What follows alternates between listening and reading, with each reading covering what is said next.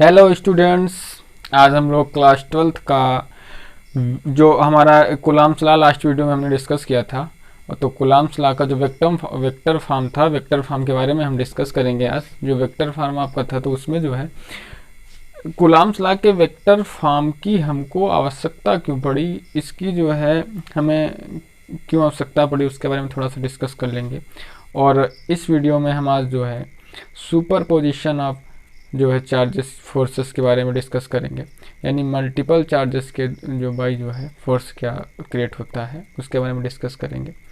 और कुछ Coulomb's law पे डिपेंडेंट्स जो हमारे न्यूमेरिकल होंगे उस पर डिस्कस करेंगे। तो फर्स्ट टाइम हम जो डिस्कस कर रहे हैं तो वो होगा हमारा vector form of Coulomb's law. Vector form Coulomb's law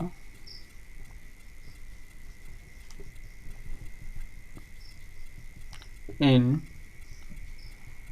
vector form. तो Coulomb's law in vector form के बारे में हम थोड़ा सा डिस्कस करेंगे।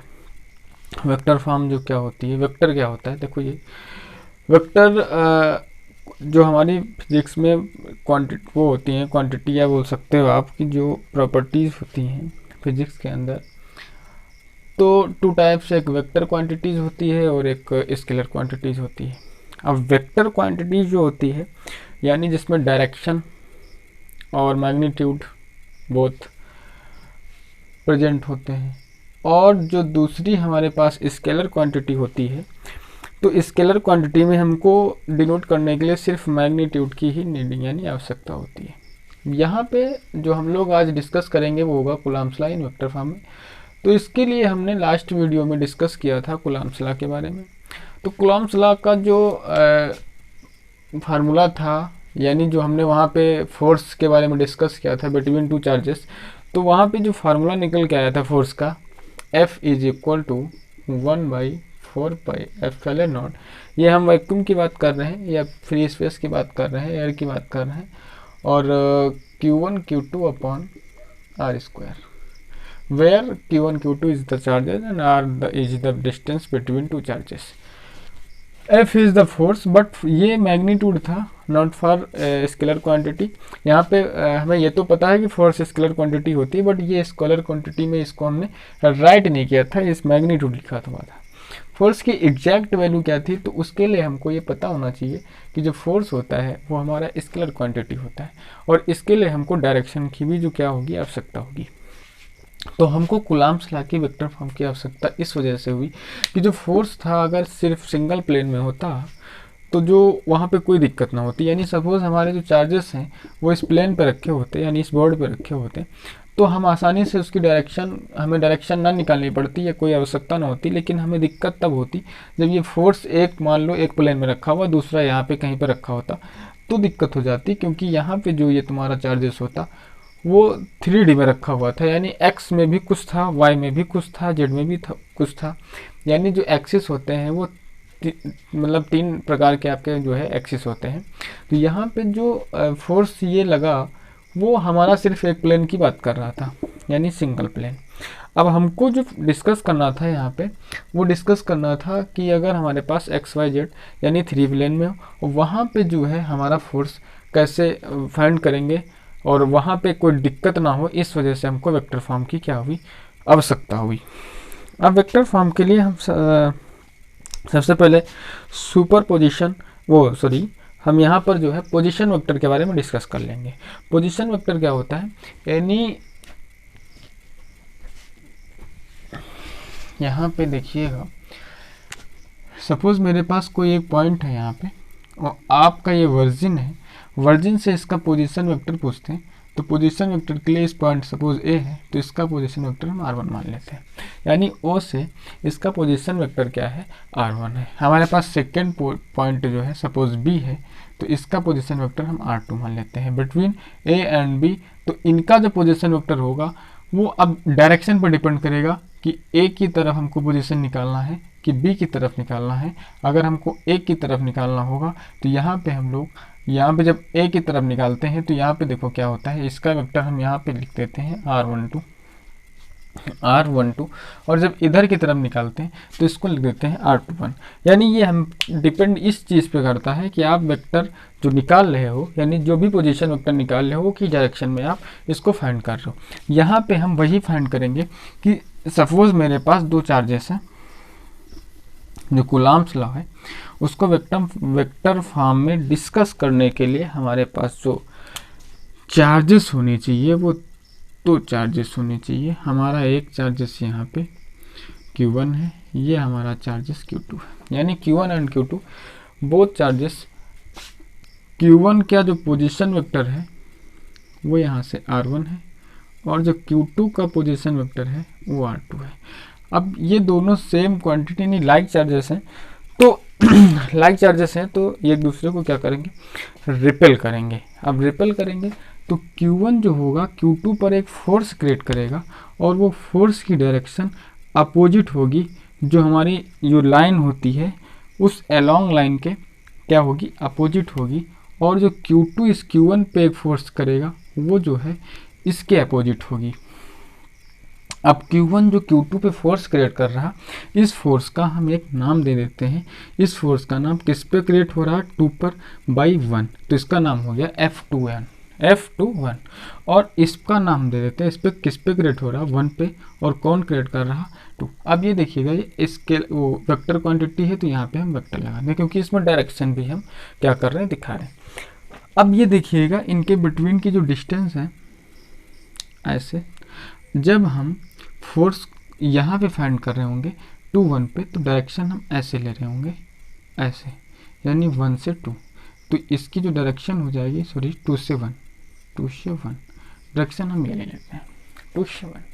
और जब हम यहाँ से इस पे निकाल रहे होंगे, किस पे, 1 पे, तो इसकी जो डायरेक्शन लेंगे 1 2, ये जो है R12 ये ले लेंगे वेक्टर फॉर्म में।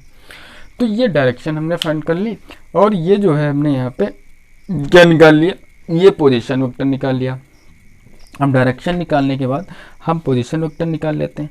अब यहाँ पे आपसे पूछा जाएगा, अब कूलम्ब्स लॉ के बारे में हमने डिस्कस किया था। जो कूलम्ब्स लॉ था वो कुछ ऐसा था, F = 1/4πε0 Q1 Q2/R²।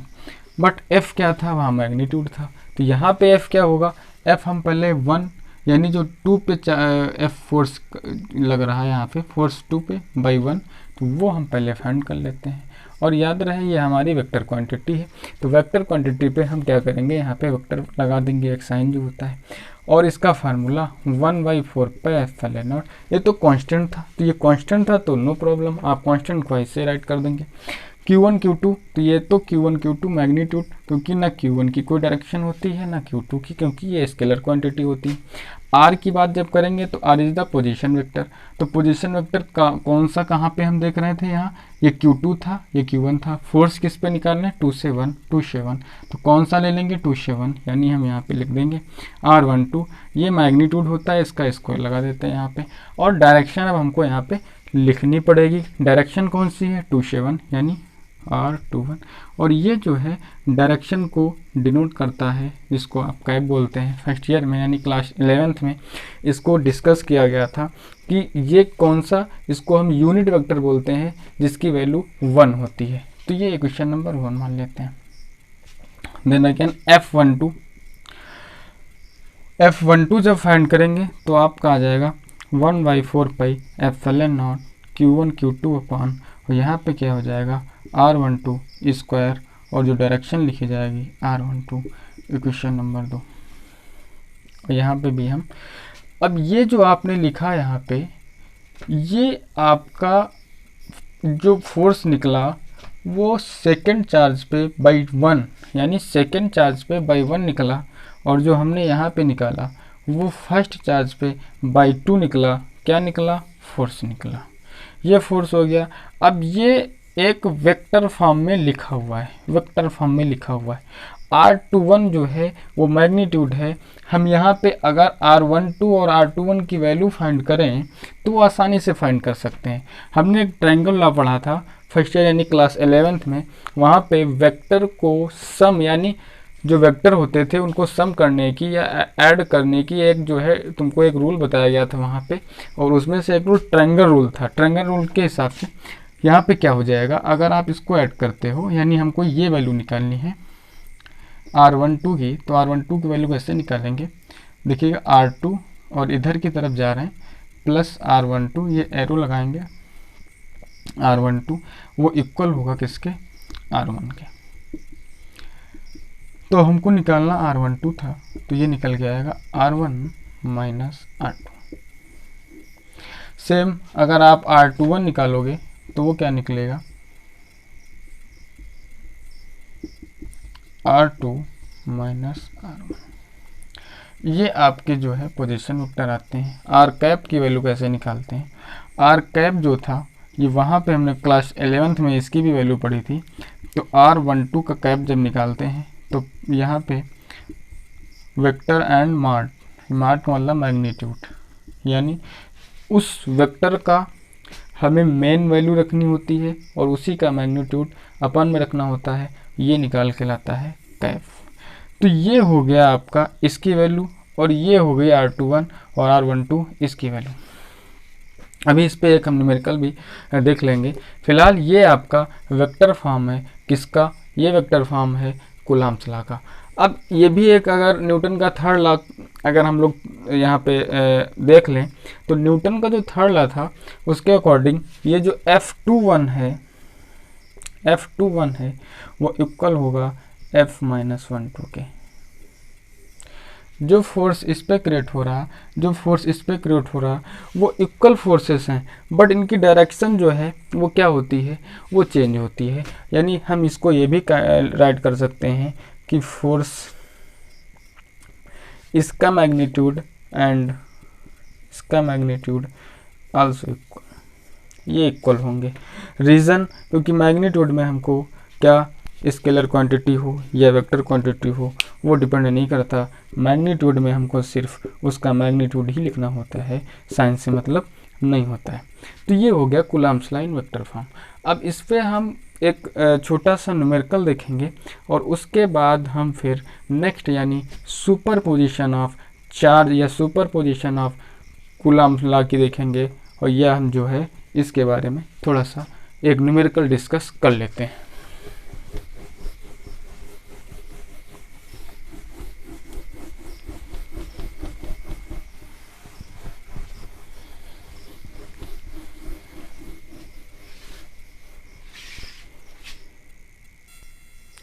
तो क्वेश्चन फ्रेंड्स जो यहाँ पे आपके सामने नोट किया है हमने वो आपका क्वेश्चन है Q1 इज, जो हमको दिया गया है क्वेश्चन है Q1 + 3 × 10⁻⁴ इज एट ये पॉइंट है and Q2 is equal to इतना एट P2 पे रखा हुआ है। यानी इनकी जो हमको पोजीशन वेक्टर है वो गिवन है एंड हमको यहाँ पे फोर्स फाइंड करना है। तो सिंपल सी बात है, ये हमको जो पोजीशन गिवन है ये हमको 3D में गिवन है, यानी x y z तीनों एक्सिस पे हमको दिया गया है इसका पोजीशन। तो फर्स्ट पोजीशन को हम जो है क्रिएट कर लेते हैं R1 और 2 0 5 और जो R2 वो 1 2 3 ये गिवन है। तो स्टूडेंट्स यहाँ पे एक चीज़ क्लास 11th में हम लोगों ने स्टडी कर रखी है पहले से कि जो भी पोजीशन वेक्टर्स होते हैं एक्स वाई जेड यानी जो भी प्लेन है, अगर तीनों प्लेन में आपको नज़र आ रहा होता है तो हम उसको ऐसे राइट कर लेते हैं 2i + 0j + 5k। आई जे के क्या होते हैं, ये यूनिट वेक्टर होता है एक्स प्लेन पे, वाई प्लेन पे और जेड प्लेन पे। Same R2 is equal to ये हो जाएगा i + के 2j + के 3k, ये पोजीशन वेक्टर हो जाएगा। अब यहाँ पे हम लोगों को पहले F21 फाइंड करना है। तो F21 की जो वैल्यू है एट कूलम्ब्स लॉ 1/4 πε0, तो ये 9 × 10⁻⁹ हो जाएगा। और Q1 की जस्ट जो वैल्यू आपको गिवन है वो 3 × 10⁻⁴ है और Q2 की जो वैल्यू है वो 10⁻⁴ है। अपान में हमको R21 यानी R21 निकालना है और उसका मैग्नीट्यूड का स्क्वायर रखना है। तो पहले तो R21 फाइंड करो आप।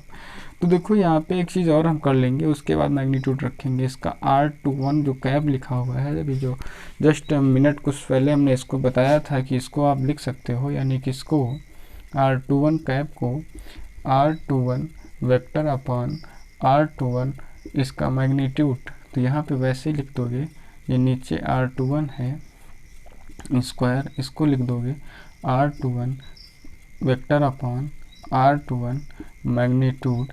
देखो मैग्नीट्यूड यहाँ पे 3 सीधा कर दो, ये हटा दो, ऐसी क्वांटिटी में ये जो है आपका वेक्टर फॉर्म में आ जाएगा। तो R21 की जो वैल्यू है वो हम फाइंड कर लेते हैं। तो R21 की वैल्यू क्या हो जाएगी, R2 minus R1, R2 minus R1।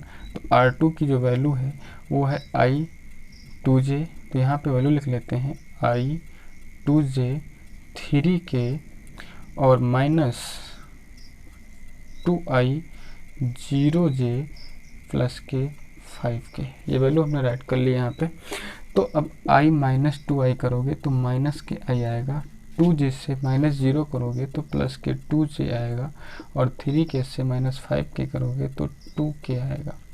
ये वैल्यू आ गई R21 की। अब इसका मैग्नीट्यूड अगर आप फाइंड करें तो R21 का मैग्नीट्यूड तो ये हो जाता है, इसके जो साथ में इसका कोएफिशिएंट है 1, तो 1 का स्क्वायर माइनस 1 का स्क्वायर प्लस 2 का स्क्वायर और प्लस माइनस 2 का square is equal to, coefficient का स्क्वायर होता है 1 का स्क्वायर 1, 2 का स्क्वायर 4, 2 का स्क्वायर 4, 4 4 8 1 9, स्क्वायर रूट ऑफ 9 3। यानी यहाँ पे हम ये कह सकते हैं कि जो R21 का मैग्नीट्यूड आया वो कितना आया, 3 आया। कितना आया, 3। ये आप 3 यहाँ पे देख सकते हैं, ये 3 हमने निकाल के आपको दिखाया। अब यहाँ पे सेकंड केस में ये जो वैल्यू है वो हम यहाँ पे पुट कर देंगे। क्या वैल्यू है, F2n is equal to 9 into 10 की पावर 9। इसकी जो वैल्यू है ये 3 है, तो यहाँ पे 3 इंटू 10 की पावर -4 तो माइनस के 8 हो जाता है। R21 की जो वैल्यू है, यहाँ पे मैग्नीट्यूड तो रखना नहीं, उसके बाद जो प्रेजेंट वैल्यू है माइनस I वेक्टर प्लस के 2j वेक्टर माइनस के 2k वेक्टर, ये रख देते हैं। और अपान में जो मैग्नीट्यूड रखना है वो है 3, तो इसका क्यूब हो जाता है। तो 3 के क्यूब से अगर हम इसको करें तो ये सॉल्व करने पे ये पूरा कट जाएगा। यहाँ पे आएगा F2n इज इक्वल टू, तुम्हारा जो है बचेगा 10 की पावर माइनस 8 10 की पावर 9, तो ये केवल 10 यहाँ पे बचा, अंदर बचा माइनस I प्लस के 2j माइनस के 2k। ये 10 की वैल्यू यहाँ पे अगर हम इसको मल्टीप्लाई करवा देते हैं, 10 माइनस के 10I प्लस के 20j माइनस के 20k, ये आपका आया। तो ये जो आंसर आया यहाँ पर, ये आंसर आपका किस केस में आया है, ये आंसर F21 वाले केस में आया है। अगर आप चाहें तो इसका आंसर F12 में भी निकाल के देख सकते हैं कि F12 में इसका आंसर कितना आएगा। तो साइन का चेंजेस हो जाएगा, यानी जहाँ हमने पॉजिटिव लिया है हो सकता है वो माइनस आ जाए, और जहाँ पे हमने माइनस लिया है हो सकता है उसमें प्लस आ जाए। तो ये हो गया वेक्टर फॉर्म में एक न्यूमेरिकल, यानी आपने देख लिया कि वेक्टर फॉर्म की हमको यहाँ पे आवश्यकता पड़ी। अगर हमारे पास वेक्टर फॉर्म ना होता तो हम यहाँ पे कौन सा फार्मूला लगाते, कौन सी डिस्टेंस लेते, कैसे इसको फाइंड करते। तो इस क्वेश्चन को आप नोट करिए। फिर हम आते हैं कहाँ पे, अभी हमने बताया आपको, हम ले चलेंगे सुपरपोजिशन ऑफ प्रिंसिपल। सुपरपोजिशन जो प्रिंसिपल है वहाँ पर हम ले चलते हैं। तब तक के लिए आप इसको नोट करिए।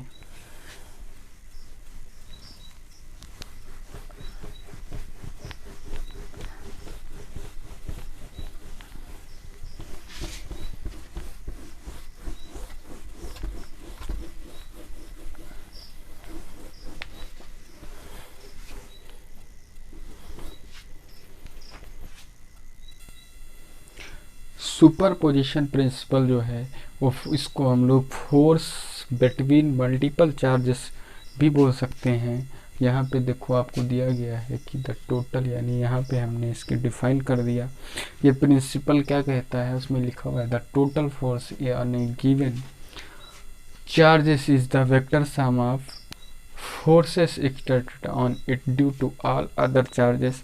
वेरी सिंपल है, यानी अगर आप जो है इसको, जैसे आपने वेक्टर फॉर्म को पढ़ लिया है तो वेक्टर फॉर्म को पढ़ने से ये थोड़ा सा आसान हो गया। यानी यहाँ पे इन्होंने ये कहा है कि अभी तक हमने ये पढ़ा कि जो फोर्स होता है कूलम्ब्स लॉ अकॉर्डिंग, यानी अकॉर्डिंग टू कूलम्ब्स लॉ बोल सकते हो कि वहाँ पे अगर कोई फोर्स बिटवीन टू चार्जेस होता था तो वो हम Q1 Q2 upon are square लिख लेते थे। बट यहाँ पे इन्होंने कहा है कि अगर वो फोर्स वन चार्जेस ना लग, कई एक चार्ज पे लग रहा है बट कई चार्ज उसने लगाया है उस पर, तो क्या होगा, उसका मैग्नीट्यूड क्या होगा या टोटल चार्जेस क्या हो, वो फोर्स क्या होगा या उसका नेट फोर्स क्या होगा, ये हम बोल सकते हैं यहाँ पर। तो इन्होंने कहा कि कोई दिक्कत नहीं है, no problem, the total force of given charge is the vector sum of forces exerted on it due to all other charges, यानी जो भी अदर चार्जेस हैं, जितना फोर्स उस पर लगा रहे हैं उन सब का वेक्टर सम होगा। यानी वेक्टर सम को हम अलजेब्रिक समेशन बोल सकते हैं, उस सम में ये जो है कंसीडर किया जाएगा। तो यहाँ पे देखो we consider a system 3 charges Q1 Q2 Q3 ले सकते हैं कई सारे चार्जेस, बट हम यहाँ पे सिर्फ और सिर्फ 3 चार्जेस ले रहे हैं। आप ले सकते हो, तो हमने ले लिया कि एक सिस्टम है, उसका एक चार्जेस Q1 है, दूसरा Q2 है, एक चार्जेस Q3 है, और इनकी जो पोजीशन वेक्टर है वो यहाँ पे कुछ हमने बना दिया। यानी ये पोजीशन वेक्टर मान लेते हैं, ये पोजीशन वेक्टर मान लेते हैं, ये पोजीशन वेक्टर मान लेते हैं Q3, ये R3 हो जाएगा, ये R1 हो जाएगा, ये R2 हो जाएगा। यहाँ से यहाँ पर एक फोर्स क्रिएट होगा इधर की तरफ जिसका नाम होगा F13, इस साइड में होगा, और ये जो डिस्टेंस होगी वो R13 हम क्रिएट कर देंगे। ये फोर्स इस पर एक क्रिएट करेगा इस साइड में, वो क्या हो जाएगा ये फोर्स एक क्रिएट करेगा इस पर के इधर की तरफ, तो उसका क्या मान हो जाएगा, Q1 यहाँ पे लिख ले रहे हैं। Q2 जो करेगा इस पर तो हो जाएगा F1 पे लगाएगा 2, तो ये भी लगा होगा। यहाँ पे जो इसकी डायरेक्शन होगी उसका क्या नाम होगा R21। तो देखो जो अभी हमने वेक्टर फॉर्म यहाँ पे लिखी थी उसी वेक्टर फॉर्म से पहले हम F13 निकाल लेते हैं, F12 निकाल देते हैं। अगर 4 चार्जेस भी होता तो F14 भी निकाल देते। इसी टाइम से अगर n चार्ज होते तो हम F1n भी निकाल लेते। फिलहाल यहाँ पर हम क्या कर लेते हैं, F12 पहले फाइंड करते हैं। तो फार्मूला 1/4 पाई एप्सिलॉन नॉट और Q1 Q2 अपॉन R12 का magnitude and R12 cap. Second case में आप लिख सकते हो F13 is equal to 1/4 pi epsilon naught Q1 Q3 and R13 का स्क्वायर, और ये डायरेक्शन 13, दैट टाइप्स 1/4 अगर होता तो वो भी आपका यहाँ पे 1/4 pi epsilon naught Q1 Q3 upon R14 magnitude का पावर हो जाता, और R14 इसकी डायरेक्शन को शो कर देता। बट यहाँ पे ऐसे ही हम डॉट डॉट करके लिख देते हैं। F1n हमारे पास अगर होता तो ये क्या हो जाता, 1/4 pi epsilon naught Q1 Qn upon R1n vector form square R1n, ये हो जाता। तो ये जो है आपका F12 F13 F14 F1n हो गया। अब हमको जो ये बताया गया है सुपरपोजिशन प्रिंसिपल के अकॉर्डिंग हम बोल देंगे जो हमारा टोटल फोर्स F होगा वो क्या होगा, F12 plus F13 plus F14 plus के डॉट डॉट F1n। ये हमारा सुपरपोजिशन प्रिंसिपल बोलता है, ये हमारा सुपरपोजिशन प्रिंसिपल बोलता है। अब यहाँ पे अगर हम वैल्यू पुट करें तो f is equal to f12 की वैल्यू सब जगह से पहले देख लो, ये कॉमन मिल जाएगा हमको, यहाँ सब जगह से कॉमन मिल जाएगा, तो हम यहाँ पे लिख देते हैं 1/4πε0 सब जगह से कॉमन, Q1 ऑल सब जगह से कॉमन, और बचेगा क्या यहाँ पे बचेगा R12 Kaif upon R12 square, ये यहाँ पे बचा, प्लस सेकंड वाले में बचेगा R13 अपॉन R13 स्क्वायर, फिर बचेगा R14 क्यू कैफ R14 स्क्वायर प्लस के dot dot R1n upon R1n का स्क्वायर। ये जो है आपका बचा इतना, ये जब यहाँ पे बचा तो ये जो है आपका सुपरपोजिशन, ये भी सुपरपोजिशन, इसको समेशन के हम केस में भी लिख सकते हैं। वो कैसे लिख देंगे, यहाँ पे हम थोड़ा इसको रब करेंगे, आप लोग इसको नोट कर लें।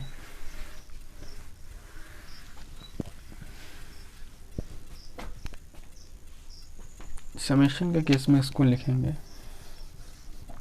F इज इक्वल टू, या नेट फोर्स भी बोल सकते हो, Q1 अपान 4πε0 और समेशन, ये समेशन लिख देते हैं हम किसका, R1111 ऑल टाइम्स जो है हर जगह आपको नज़र आएगा तो 1 लिख लेते हैं, और इसको लिख देते हैं I ऊपर कैफ अपॉन में 1 2, तो R1 तो तुमको सब जगह नज़र आ रहा, और यहाँ पे क्या लिख देंगे I स्क्वायर, और यहाँ पे लिख देना I बराबर 0 से I बराबर 1 मिनट, I बराबर स्टार्टिंग 2 से है तो I बराबर 2 से I बराबर n। ये जो है आपका हो गया सुपरपोजिशन प्रिंसिपल। कौन सा स्टूडेंट्स, सुपरपोजिशन प्रिंसिपल। अब ये जो है सुपरपोजिशन प्रिंसिपल हमने यहाँ देख लिया, और हमने जो कूलॉम्स लॉ था उसका वेक्टर फॉर्म देख लिया। अब हमें क्या करना है, हमें यहाँ तो 3 न्यूमेरिकल देखने हैं, और वो न्यूमेरिकल जो होंगे हमारे वो कूलॉम्स लॉ पे डिपेंड होंगे, और उसके बाद हम फिर नेक्स्ट टॉपिक नेक्स्ट वीडियो में डिस्कस करेंगे।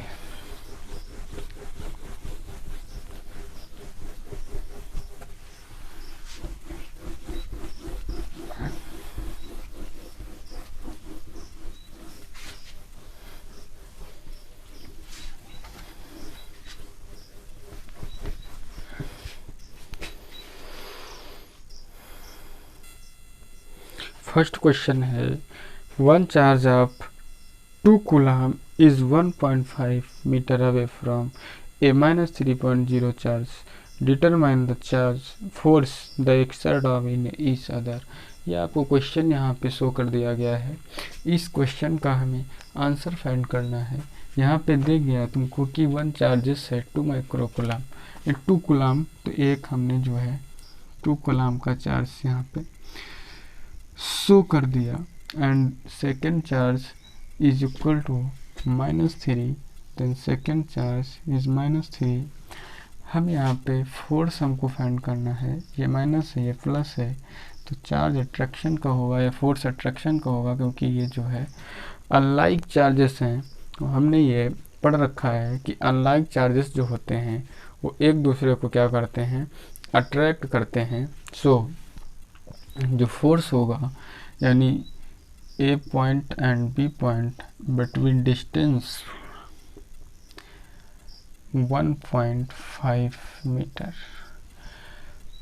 we have written F is equal to 1/4πε0 Q1 Q2 upon R square. So the value of 1/4πε0 9 into 10 की power 9 and first charges Q1 is equal to 2 and Q2 is equal to 3, but हमें magnitude रखना है upon R 1.5 square. We have solve 9 into 10 की power 9, 2 into 3 यानी 6, 1.5 into 1.5 point हटा के ऊपर हम जो है 0 बढ़ा सकते हैं, इसको सॉल्व कर सकते हैं। जो हमारा आंसर आएगा 9, इसको 3 2 जा 6, 3 5 जा 3 3 जा 9, 3 5 जा 3 2 जा 6, 5 5 जा 25 एंड 2 10 की पावर 9 यानी 2 0 10 की पावर 11 हो जाएगा। 1 इसमें ऐड करके 60/25 कर सकते हो और 10 की पावर 10 कर सकते हो। 25 से इसको डिवाइड कर सकते हो। 25 2 जा 25.25 4 जा इंटू 10 की पावर 10 न्यूटन। ये हमारा आंसर हो गया इसका, यानी 2.4 इंटू 10 की पावर 10 न्यूटन। इतना फोर्स अट्रैक्ट होगा, यानी दोनों का ये मैग्नीट्यूड हमने फाइंड किया है, ये फोर्स। इसको आप लोग नोट करिए। फिर नेक्स्ट क्वेश्चन हम लोग देखते हैं।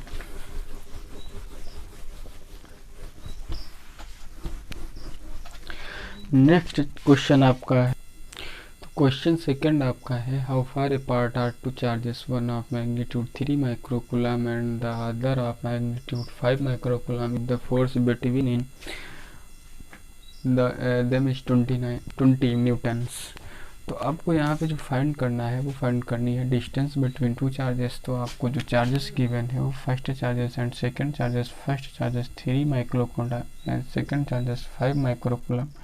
डिस्टेंस बिटवीन देम गिवन नहीं है, ये हमको फाइंड करिए। This is the let R and force F is equal to, ये एक दूसरे को रिफल करेंगे तो जो फोर्स यहाँ पे आपका होगा वो गिवन है आपको 20 newton. We can solve F is equal to 9 into 10 की पावर 9 इंटू Q1 Q2 upon R square. तो 3 इंटू माइक्रो को हटा के -6 से मल्टीप्लाई करवाते हैं इंटू 5 इंटू 10 की पावर -6 अपॉन R हमको फाइंड करनी है। R दैट इज जो हम इधर ले आते हैं तो 9 इंटू 10 की पावर 9, 3 5 जा 15 इंटू 10 की पावर -6 तो -12 अपॉन F होगा, F की वैल्यू 20। इसको सॉल्व करेंगे तो R is equal to root square सब पे चढ़ जाता है। 9 इंटू 15 इंटू 10 की पावर 9 इंटू 12 आता है -3 upon 20। R is equal to 20 यानी 0 से ऊपर ले जाओ तो ये आ जाता है 9 यानी 15 9 जा यहाँ पे 15 9 जा आपका होता है 135 अपॉन 2, ये 0 ऊपर 10 की power -4। R is equal to ये 2 6 जा 12 और 2 6 जा 12 यहाँ पे आता है आपका 115, 2 7 जा 15, 2 7 जा 15, 2 5 जा 10 इंटू 10 की power -4। R is equal to 10 की पावर -4 का तो हम स्क्वायर रूट निकाल सकते हैं, 10 की पावर 4 का निकाल सकते हैं, 10 की पावर -2 आएगा। एंड इसका अगर हम निकालेंगे तो ये eight point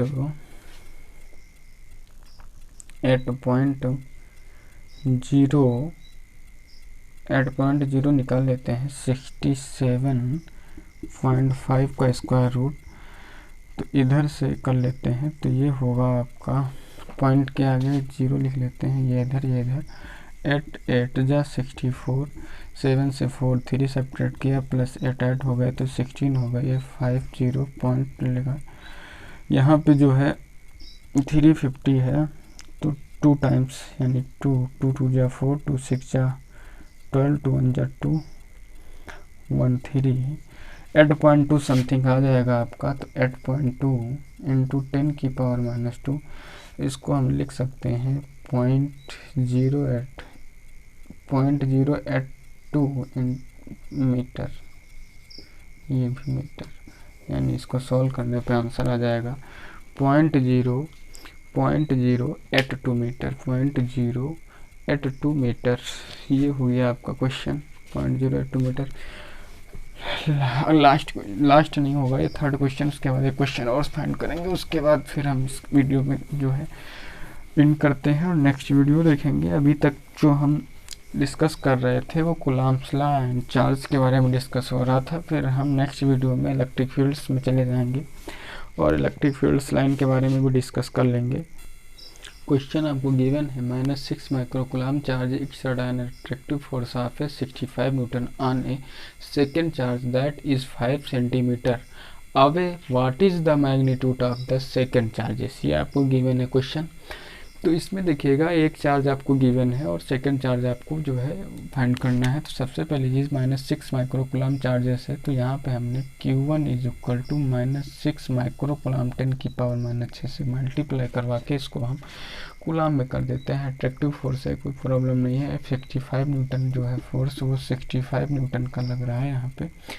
and the distance यानी जो आर है वो 5 सेंटीमीटर है, तो 10 की पावर -2 से मल्टीमीटर करवा देते हैं। What is the magnitude of the second charge, तो फार्मूला आपका F इज इक्वल टू 9 × 10 की पावर 9 है। एंड द Q1 यानी जो आपका चार्जेस है वो Q1 × Q2 upon R square है। यहाँ पे हम क्या कर देते हैं, F की वैल्यू 65 रख देते हैं, 9 × 10 की पावर 9 कर देते हैं, और जो Q1 है वो 6 × 10 की पावर -6 हो गया, और Q2 को दैट ऐसे लिखा लेते हैं, R की वैल्यू 5 × 10 की पावर -2 का स्क्वायर हो जाएगा, जो कि क्वेश्चन में हमको गिवन है। तो 65 ये जो पूरी क्वेश्चन जो वैल्यू है सबको वन साइड इक्वल लेके आओ। 65 × 5 × 10 की पावर -2 × 5 की पावर 10 की पावर -2, और ये अपॉन में यहाँ पे 9 × 10 की पावर 9 × 6 × 10 की power -6 is equal to Q2।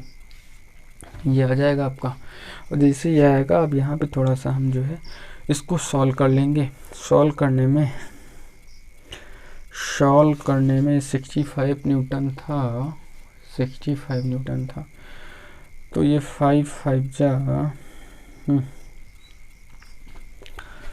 ये हो जाएगा आपका 65 × 5 × 5 अपॉन में 9 × 6, -2 -4 हो जाएगा, -4, ये 9 ऊपर गया -9, ये 6 ऊपर गया +6 इज इक्वल टू Q2। तो 5 5 जा 25, 25 का मल्टीप्लाई इसमें 65 में कराओ तो 25 5 जा 125, ये 5 आ गया, और 12 कैरी तो 26 150, और 150 में 25 12 ऐड कर देते हैं तो ये हो जाता है 162।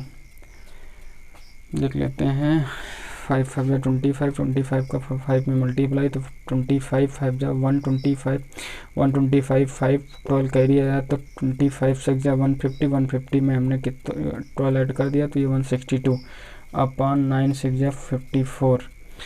ये आया आपका इंटू 10 की पावर 9 4 13, 13 6 माइनस किया यहाँ पे तो कितना बचा -7 इज इक्वल टू Q2। इसको सॉल्व कर लेते हैं तो Q2 की जो वैल्यू है 54 से इसको डिवाइड करेंगे तो 54 से इसको डिवाइड कर लेते हैं 1625, तो ये आएगा तुम्हारा 3 टाइम्स 3 4 जा 12, 3 5 जा 3 4 जा 12, 3 5 जा 15, 116, ये 5 टाइम्स आया, पॉइंट लगाया, 0 बढ़ाया, 1 पॉइंट लगाया, फिर पॉइंट लगेगा तो 0 बढ़ गया आपका, 0 बढ़ गया तो 1 टाइम्स आएगा, नहीं तो 0 बढ़ा 30 पॉइंट, फिर एक 0 बढ़ाएंगे, टाइम कंटिन्यू, तो ये 5 5 जा 9, ये 30.09। तो ये कह सकते हैं कि Q2 की वैल्यू आएगी 30 मान के चलते हैं इंटू 10 की पावर -7, तो वी विल राइट 3 × 10 की पावर -6 कूलम। ये आएगा आपका आंसर 3 × 10 की पावर -6 कूलम। नेक्स्ट क्वेश्चन हम लोग देखेंगे।